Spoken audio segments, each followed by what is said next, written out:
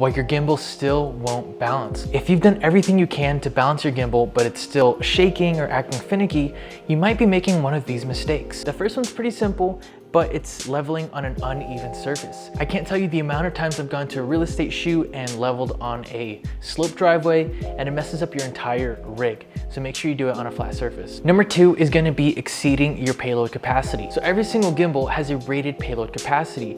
And if you either exceed it or if you get too close to it, you might be putting excessive strain on your motors, causing vibrations. So for example, if your gimbal payload capacity is around 5 pounds and your rig weighs 4.5 pounds, if you move it too fast, you're gonna put too much strain on your motors and you need to either upgrade your gimbal or lessen the weight of your rig. The third mistake is the lens that you're using. If you're a cinematographer and you use either cinema lenses or prime lenses, then you're good to go. However, if you use zoom lenses or telephoto lenses that articulate forward and back, you could be messing up the balance of your gimbal. So if I have a 24-70 and I balance it at 24, then later on in the shoot zoom into 70, the balance of my gimbal is going to be thrown off because now it's forward heavy. The best way to augment this is to balance at every single focal length you're using. However, that's not always practical. If you're at a run and gun shoot, what you have to do at that point is find the halfway focal length and balance there.